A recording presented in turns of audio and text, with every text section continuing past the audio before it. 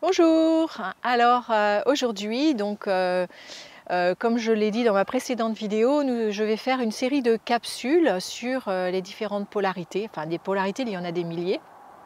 Avec les méthodes Pitt, nous parlons beaucoup de dualité, de polarité, de rééquilibrer les deux pôles, les deux plateaux de la balance pour le retour à l'équilibre et la réunification des contraires à l'intérieur de soi pour retrouver un espace unifié de notre conscience. Et donc là, j'ai décidé de faire une série de capsules sur acquérir une meilleure compréhension des polarités, de certaines polarités. Donc aujourd'hui, le thème du jour, c'est la polarité cause-conséquence. Donc je vais partir du principe que c'est une loi de l'univers, c'est une loi qui a été développée par les philosophes et les sages de tous les temps. Tout ce qui arrive dans l'univers arrive pour une certaine raison.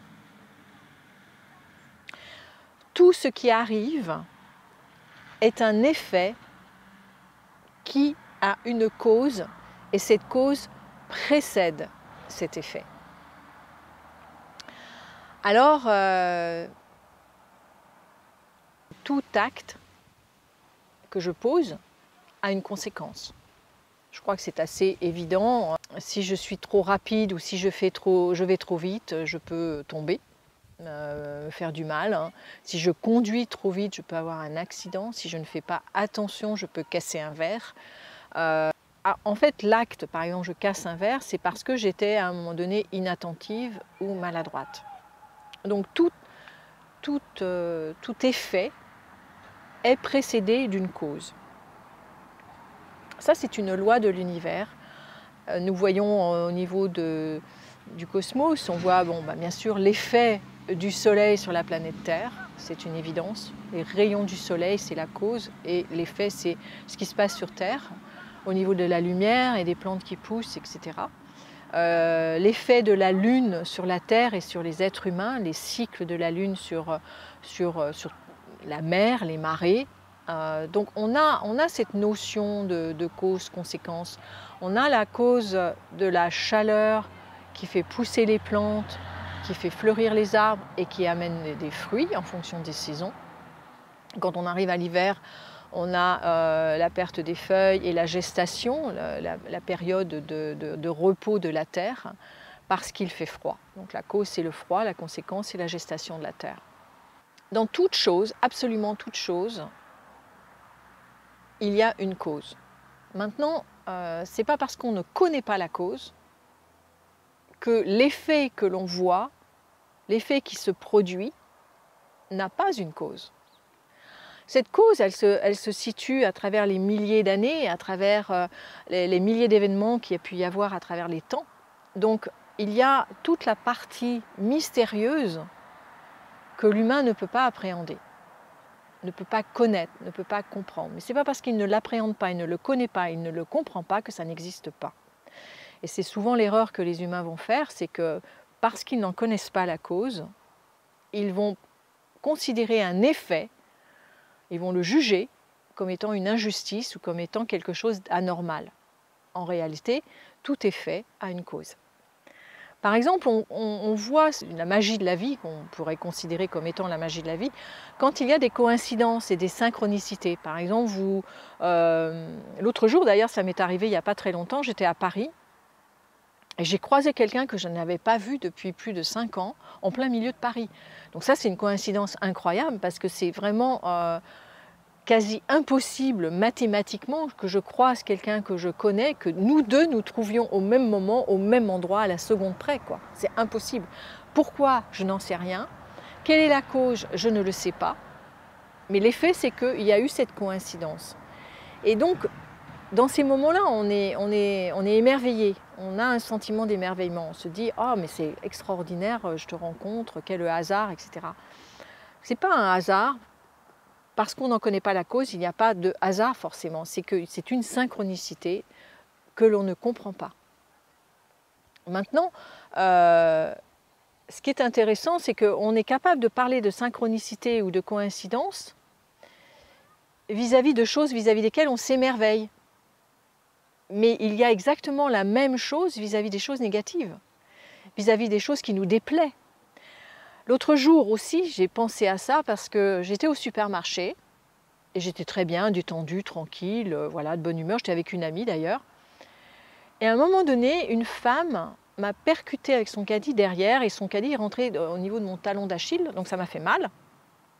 Et je me suis retournée, surprise, et en plus elle m'a agressée. Et donc c'était presque drôle parce qu'elle me fait mal et elle m'agresse.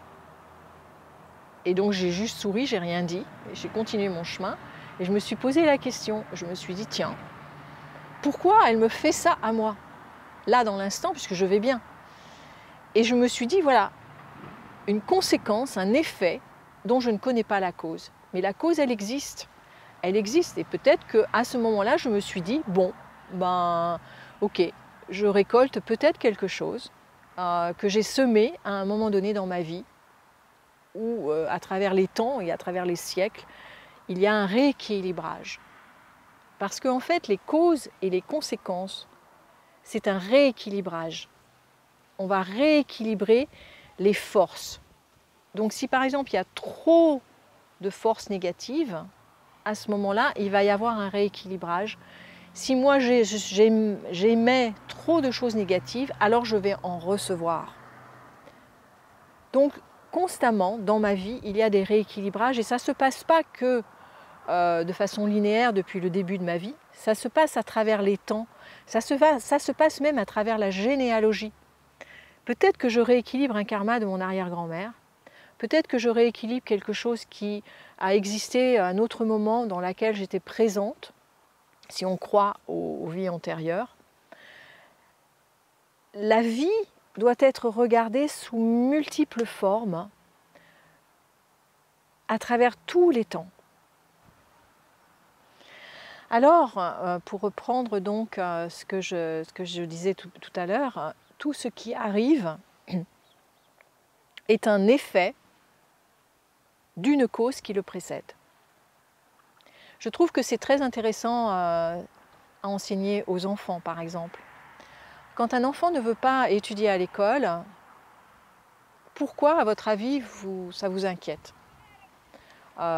Pourquoi est-ce que vous voulez juste qu'il soit le premier de la classe, qu'il ait des bonnes notes, que le professeur l'aime bien, qu'il soit brillant? Pourquoi vous voulez ça? On veut tous que son enfant réussisse à l'école. Pourquoi? Parce que ça va avoir une conséquence sur son avenir. S'il n'arrive pas à faire d'études et qu'il ne réussit pas à ses examens, il n'aura pas le choix du métier qu'il désire. Si on enseigne ça aux enfants, pendant qu'ils sont en train de réciter leur table de multiplication en CE1 alors que ça les ennuie profondément, si on leur explique la loi de cause-conséquence, on va pouvoir les aider à se responsabiliser. Parce qu'en fait, la loi de cause-conséquence nous responsabilise. Je ne peux pas faire n'importe quoi impunément. Je ne peux pas faire quelque chose et imaginer que ça ne me reviendra pas en boomerang. Et sur la notion des études, personnellement, moi j'étais une enfant très indisciplinée, je n'aimais pas faire mes études, je détestais l'école parce que j'y comprenais rien et ça me saoulait. Mais en fait, j'ai quand même eu la chance d'avoir un père qui était assez strict et qui m'a obligée à travailler quand même. Et heureusement, parce que finalement, arrivé à l'âge adulte, vers 16-18 ans, où j'ai commencé à vouloir me projeter dans un avenir avec un métier qui me plairait plutôt qu'il me déplairait, passer 8 heures de mes journées à faire des choses que je n'aime pas, est difficile à vivre. Donc quand on commence à responsabiliser les êtres, en disant bah, c'est pas un problème, tu veux pas faire tes études, tu veux pas apprendre à l'école, il n'y a aucun problème avec ça, sauf que plus tard tu n'auras pas le métier que tu aimes et ça sera difficile pour toi. Ou tu auras un métier qui ne gagnera pas beaucoup d'argent et ça sera douloureux pour toi. Donc c'est important que même un langage pour un enfant, adapté à un enfant, qu'il puisse comprendre que s'il veut aimer sa vie d'adulte, il va devoir produire, faire certains efforts pour réussir. Je pense que je vais vous laisser méditer un petit peu sur cette notion de différents événements qui vous arrivent dans votre vie, qui vous sont désagréables, mais aussi d'événements qui vous arrivent dans votre vie qui vous sont agréables. Et que pour chacun de ces événements, vous ayez cette conscience, je récolte. En fait, je récolte ce que j'ai semé. Un jardinier ne peut pas récolter des carottes s'il n'a rien semé. Un jardinier ne peut pas récolter de carottes s'il a semé des mauvaises herbes ou s'il a semé des poireaux.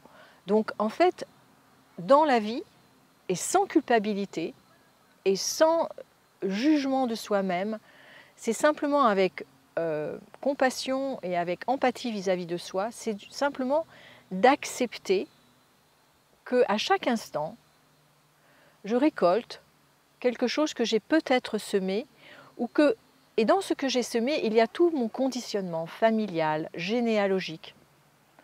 Et si vous y croyez, il peut y avoir aussi d'autres vies, d'autres espaces-temps dans lesquels j'ai vécu d'autres choses, et dans lesquels j'ai peut-être semé inconsciemment, sans m'en rendre compte, certaines énergies, certaines attitudes qui doivent être rééquilibrées. Alors je vais vous laisser méditer là-dessus, mais je trouve que quand on approfondit cette notion de cause-conséquence, la notion d'injustice va se rééquilibrer également. Parce qu'à la fin de l'histoire, c'est la loi de l'équilibre qui prévaut à toute chose. Et à chaque fois, on va rechercher à retrouver cet équilibre et donc se dire que quelque chose se rééquilibre par rapport à un déséquilibre. Donc je vous laisse là-dessus, je vous laisse méditer là-dessus. Si vous avez des commentaires, vous pouvez les mettre sous la vidéo. Et je vous retrouve très vite pour une prochaine capsule qui sera sur le sujet du bonheur et du malheur, donc la polarité bonheur-malheur. À bientôt, à très vite, au revoir.